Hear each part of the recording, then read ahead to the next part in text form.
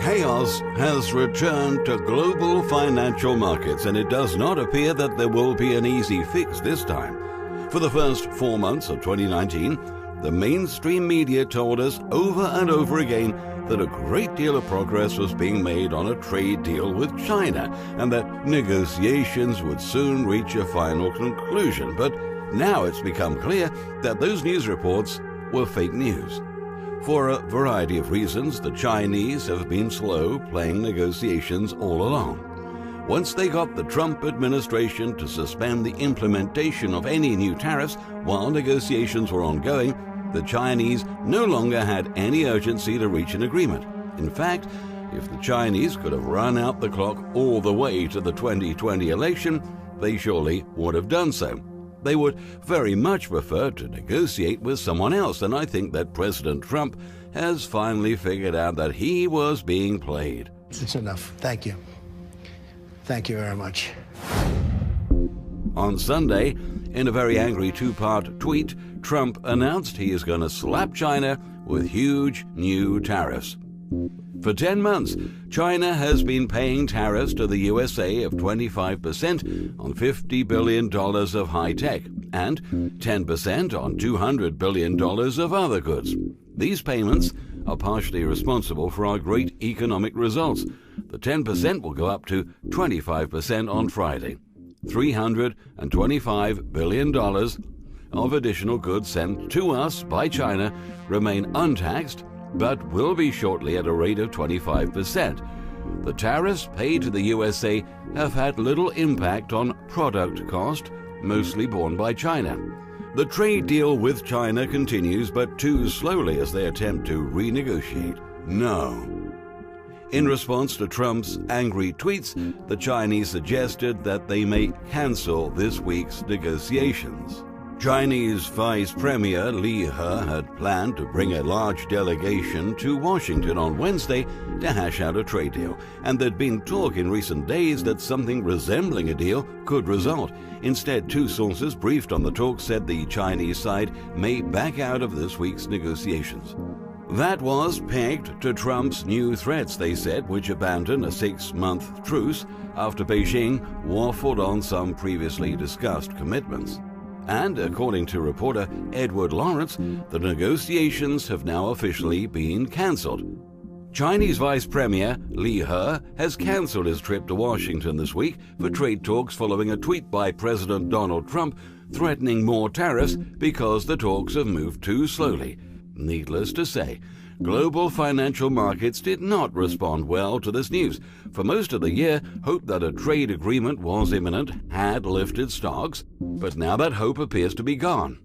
In Asia, the major Chinese markets were all down more than 5% overnight. The Shanghai Composite fell 5.58% to close at 2,906.46, while the Shenzhen Component dropped 7.56% to finish at 8,943.52. The Shenzhen Composite also fell 7.381% to close at about 1,515.80.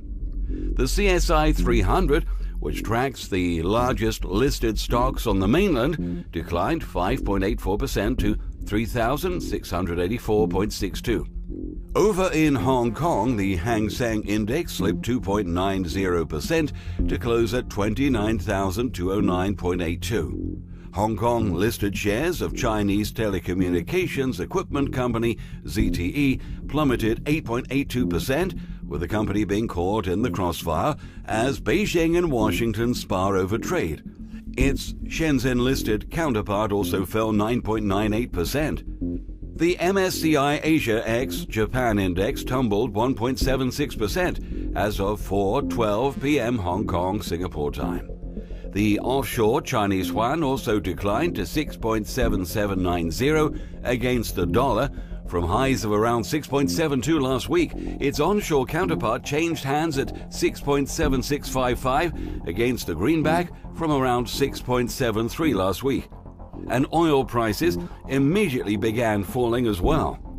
Oil prices tumbled on Monday after U.S. President Donald Trump said he would sharply raise tariffs on Chinese goods this week, risking the derailment of trade talks between the world's two biggest economies. U.S. West Texas Intermediate crude futures were down 67 cents or 1.1% at $61.27 per barrel at 7:20 a.m. Eastern Time. That's 11:20 GMT. WTI hit $60.04 earlier in the session, its lowest since March 29th. Brent crude futures fell 58 cents to $70.27 per barrel. Brent earlier hit its lowest since April the 2nd at $68.79. Trump said on Twitter on Sunday he would hike U.S. tariffs on Chinese goods this week, pulling down global financial markets, including oil futures. Dow Jones Industrial Average futures dropped 457 points as of 8:32 a.m. Eastern Time, which implied an opening decline of about 440 points. S&P 500 futures lost 1.5%, and NASDAQ 100 index futures dropped 1.9%. Shares of Apple and Caterpillar dropped more than 2.6% in pre-market trading on fears of a trade war. Chip makers were especially hard hit, with Nvidia and Advanced Micro Devices losing more than 3.5%. The sharp move down sent the Cboe Volatility Index surging. The VIX, which is considered to be the best gauge of fear in the stock market, jumped to 17.24 from 12.87 and touched its highest level since January the 30th. Unfortunately, this is likely to be far more than just a temporary setback for the markets. Unless a trade deal can be salvaged somehow, things are likely to get very interesting quite quickly. Now, according to one top expert quoted by CNBC, this has all the makings of a complete disaster that could lead the stock market to crater this week and send those external risks to the U.S. economic outlook soaring. Another turn of the screw tied to Sunday from the president's hardball tactics with the China trade talks, and his pair of tweets looked like they could unleash a sharp stock market correction, said Chris Rupke, chief financial economist at MUFG Union Bank, in a note. For weeks now, markets have been lulled to sleep on the U.S. trade war with China, thinking an agreement was imminent. No more. This has all the makings of a complete disaster that could lead the stock market to crater this week and send those external risks to the U.S. economic outlook soaring, he added. Could this be one of the triggers that pushes us over the edge and into the economic abyss? Even without the collapse of trade talks with China, we were definitely heading toward a recession anyway.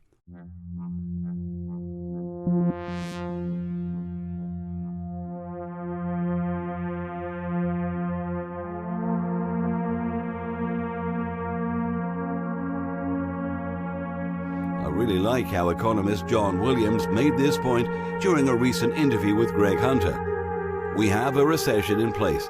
It's just a matter of playing out in some of these other funny numbers. The reality is on the downside, where you have mixed pressures right now. People who are really concerned about the economy right now, and that includes President Trump looking at re-election. He's been arguing that the Fed should lower rates, and I am with him. The Fed created this circumstance. They are pushing for the economy on the upside because they want to continue to keep raising rates. Banks make more money with higher rates, and they're still trying to liquidate the problems they created when they bailed out the banking system back in 2008. Williams strips out all the financial gimmicks in his work that make things look better than they really are to give a true picture of the real financial health. Take, for example, the recently reported good news of the trade deficit narrowing. Williams says, what we saw was the very unusual narrowing of the deficit. Now, that's generally good news. But if you look at why the trade deficit was narrowing, It wasn't that we were having new surging exports. Instead, we were having collapsing domestic consumption. People weren't buying things. People were not buying goods.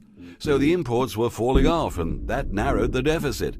That is not a healthy sign. The last time you saw something like that was the beginning of the Great Recession, 2008 to 2009. We still haven't recovered from the Great Recession. If rate cuts don't happen soon, is the economy going to tank? Williams says the economy is tanking, and I'll contend it already has, although we've not seen it in the GDP reporting. The ultimate thing here is that you have a collapse in the dollar. I'm talking about a hyperinflationary collapse. Your purchasing power becomes worthless.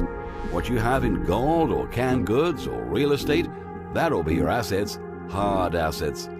In closing, Williams says the underlying weakness is with the consumer. Until the consumer gets turned around, you're not going to get a fundamental change in the economy. The economy is going to get weaker. The Fed is going to recognize that, and they probably already do recognize that. They don't want to lower rates, but I think they're going to have to. I would look for easing by September, and maybe quantitative easing, money printing, as the economy continues to deteriorate, as it seems to be doing. I know the numbers are not there yet in the headlines, but watch out. The first few months of 2019 have been surprisingly quiet, but now events appear to be accelerating in a major way. So, hold on tight, because it appears that a very bumpy ride is ahead. This is one of the reasons why I get so frustrated with the financially illiterate politicians who insist that everything will be just fine if we just tweak our current system a little bit. No, everything is not going to be just fine. In fact, we have perfectly set the stage for the worst financial meltdown in human history. At this point, nobody has put forth a plan to fundamentally change the system, and there is no way out.